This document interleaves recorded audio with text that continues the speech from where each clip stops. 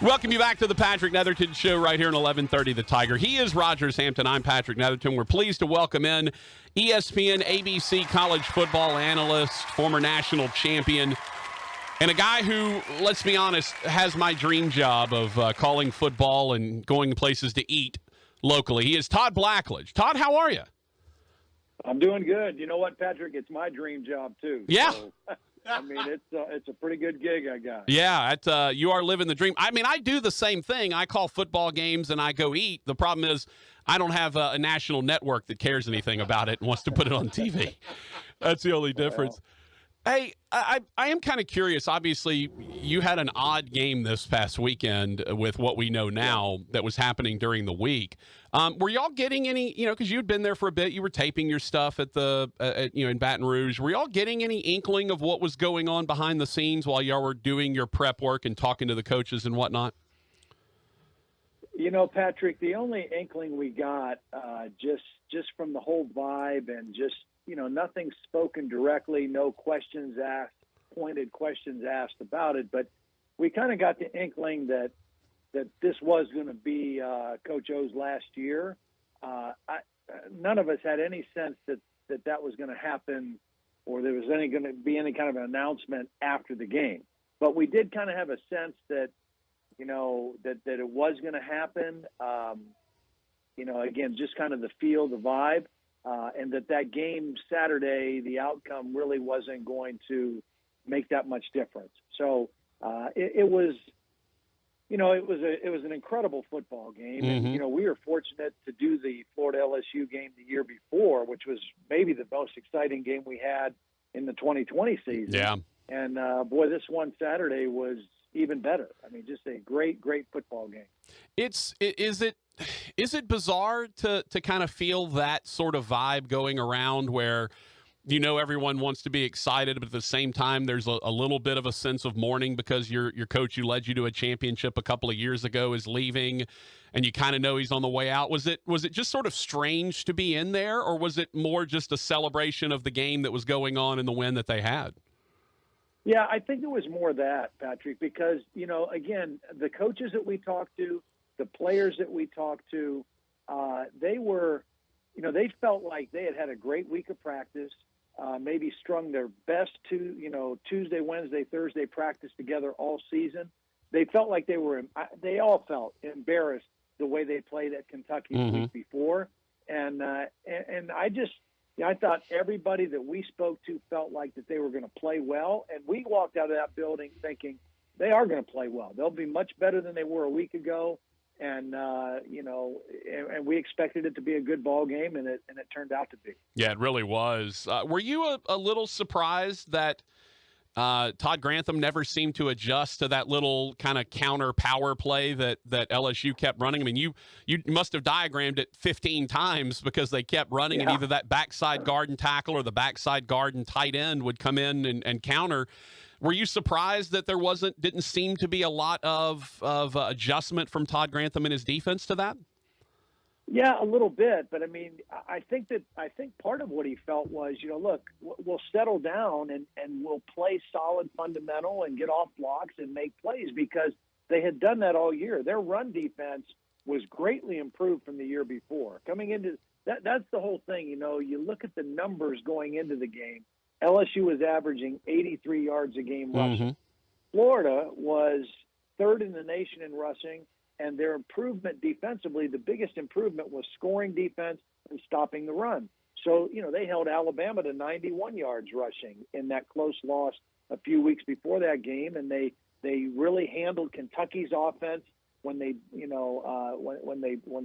lost to them, even though they lost a game. Kentucky's offense only gained 224 yards total offense. So I think he probably just felt, look, we'll settle down and we'll play the run the way we've been playing the run. But credit to LSU. I mean, I thought they really executed, obviously, at a very high level. You're averaging 83 yards a game, and you run for 321 against a really solid defense. That was a much different looking LSU offensive line and running game in that ball game. Yeah, it certainly was. Talking to Todd Blackledge, ABC ESPN analyst. All right, so My show, Todd, I talk a lot of barbecue. I'm a certified barbecue judge. We do a lot of that. Okay. We do a lot of food talk. We love that. We do a Foodie Friday segment every Friday. Love that. The fun stuff that I want to talk about is how do you pick your places when you go to these various locations? Because literally, my dream job is to go around and call football games and eat, which I do on a regular basis for Northwestern State. However, I don't get it filmed; no one broadcasts it. So how do you kind of go? Give me your criteria as you're going around. I noticed you tweeted out, "Hey, going to Pittsburgh this weekend. Help me out with my taste of the town suggestions." How do you go about picking these places? Well, I try to use a couple different things. First of all, I was doing that well before, I was getting filmed for it. Right. And I would always try to find those unique places. It doesn't have to be a hole in the wall, but a unique place that's unique to that area or to that college town. And so I've always kind of had a little catalog of places. And then if I go somewhere that either I haven't been for a while or there's new places, I try to have some boots on the ground, some people that are in the area that are familiar with it. They could give me some ideas. We put it out every Monday to get recommendations from fans and followers of that particular team. And then ultimately, I'll narrow it down to a few places. And then I'll usually go on Thursday just to kind of confirm, okay, this is what I think I want to do, and let's go for it. Because I'll never show up and film something on Friday of a place I've never, ever been. I don't ever go in blind. Yeah. So I either have great recommendations or I check it out myself, the day before. And in the case of Baton Rouge, I mean, there's, the food down there is just phenomenal all over the state, right? So, I mean, I could have picked any of a dozen great places. And but the place we found, Elsie's Plate and Pie, was perfect. It was perfect for Taste of the Town. Paul Dupre and his staff were wonderful to work with, and it turned out to be a really fun segment. Should I be concerned that you're telling me about all this great food, but you're a very fit person? Like, I feel like you may be, I'm a big guy. I'm about the size of an offensive lineman. I'm carrying probably about 30 or 40 extra pounds. I feel like I'm more trustworthy when it comes to food than a guy who looks as good as you do, Todd. I'm not sure about that. I need to know that your credentials are good.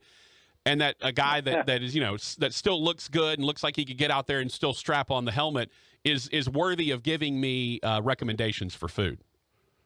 Well, I think my recommendations are pretty solid. Okay. I mean, my eating ability is fairly legendary among our crew. Beautiful. The K crew, the guys I've been working with. And, I may have the physique of a quarterback, or probably more of like an H-back move tight end right now. Right. But I have the appetite of an offensive lineman. And okay. So, so I love to eat, but I don't eat like that every day of the week. I mean, I work out and I try to eat more reasonably during the week so I can do my thing on the weekend. Well, sure. Anybody, if you ate like that every day of the week, you would have been long dead. There's no doubt about that. Talking to Todd Blackledge from ESPN and ABC, college football analyst, who, again, does a great job on the Taste of the Town segments as well. So I'm kind of curious. I want to step back a little bit from the LSU stuff and look more kind of, overarching thoughts about college football right now. We're seeing a lot of the blue bloods that we're used to seeing near the top kind of slip a little bit. Clemson, we haven't seen as much of. Bama has an early loss. We're seeing some things we haven't seen before, and we've got some guys like Cincinnati that are up in the mix. Yeah. Is this good for college football that more and different fan bases are involved, or do you think there is something to be said for the traditional blue bloods with their large followings needing to be at the top to make college football interesting? No, I think this is great for college football. I think that's why there's so much enthusiasm nationwide for the idea and the prospect of the playoffs potentially expanding, because I think for that very reason that people are hopeful that there are more teams that could have a shot at it. And a team like Cincinnati is the perfect example. Mm-hmm. Even though they're ranked number 2 right now, I wouldn't say that their path to the playoff is paved. I mean, they're going to have to continue to win and win impressively because, the rest of their schedule is not that impressive. Now, they got to hope that SMU stays undefeated, and that game, when they play them towards the end of the year, is a marquee type game. But I think it's great. I don't think it's great that blue blood teams are down, but I think it's great that there's more teams involved. A team like Cincinnati, the Big Ten East right now is super exciting, and is going to come down to all those teams playing each other. You got Michigan and Michigan State that are both undefeated, that are going to play each other not this week but the following week. Mm-hmm. Ohio State was down. It looked a little bit down defensively in their loss to Oregon. I think they've kind of got their ship righted, and they're going to make a strong push here down the stretch. Penn State, if they get their quarterback back, Sean Clifford healthy, which is a little up in the air right now, I think their defense is as good as anybody out there outside of Georgia. And I think that I think it's good that there's other teams in the mix right now. And it's been an exciting, super exciting first 7 weeks. And I think it's going to be, just as exciting down the stretch. Yeah, I tend to agree with you. I love seeing the new names, but I am concerned, Todd, because I'm an FCS play caller, so I feel for the Group of 5 squads, the Louisiana Techs, Louisiana Lafayette, those two lanes that are just in this state alone. And I worry because as good as Cincinnati has been, you mentioned the rest of their schedule isn't that good. Do you believe that there is a path for Cincinnati to get there, even if some of those other big-name squads on top of the Power 5 conferences don't lose? Because I keep feeling like I need almost everyone to lose twice and Cincinnati to stay undefeated for them to get a realistic shot at that playoff. I think Cincinnati has got the best shot of any of those Group of 5 teams has had, since the playoffs started. Mm-hmm. Again, I don't think it's guaranteed, but I think they're in a really good position, because I think there is mutual. Everybody around recognizes them as a high quality football team, and I know that last year doesn't matter. It's just this year. But human nature is going to also remember that Cincinnati was really good last year and went right down to the wire with Georgia, who is number 1 in the nation by everybody thinks mm-hmm. and agrees with that, and rightfully so. But that bowl game with Georgia last year went right down to the wire. And so I think Cincinnati has proven themselves and proven that they belong in that conversation. And I think that they're going to have a really good chance if they continue to play and stay healthy the way they have so far. All right, let's talk about food again, because that's really what I want to talk about. What's the best place? What's the best place you've been so far? See, I can't say no, that. I know. That was a gotcha question. Yeah. That's my bad. Yeah, I can't answer that. I can't say that. You know what? Here's the thing. I did taste the town. The craziest thing is I worked, lots of years. This is my 30th year doing college football. Mm-hmm. So I worked for a long time to carve a niche as an analyst. And when I started Tasting the Town back in 2007, after about 3 weeks, I became known as a food guy more than football. Yeah. People, all they wanted to talk to me about was where I was eating, where I was going to go this week. So I did it for 7 years. It was a hugely popular segment. And then I stopped doing it in 2014. So I haven't done it for 7 years. This is the first year we brought it back, but people still thought I was doing it. I mean, people still thought, wanted to know where I was going to go to eat. And so it's been really fun bringing it back. Every one we've done this year has been just a blast, and they've been all different, And so yeah. I'm going to Pittsburgh this week.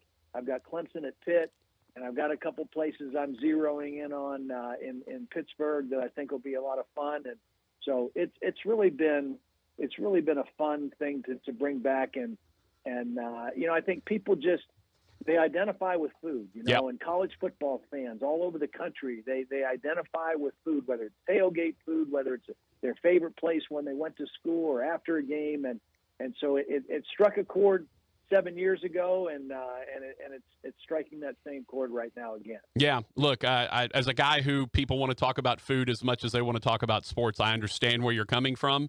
I embrace it. I don't run from it, because look, in the end, we all have to eat, right? We all have to eat. We don't all have to watch football, but we all have to eat something. So it is a great way for everyone to kind of come together. Matter of fact, I'm having the barbecue editor from Texas Monthly Magazine on tomorrow.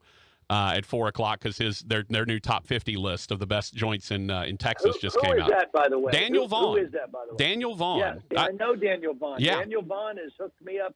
He's hooked me up a couple times when I was in Texas, and we've met, and he gave me a book that he wrote on Texas barbecue, and he's a great resource. Yeah, no, he is fabulous, and the new Texas Monthly Top 50 list just dropped Monday.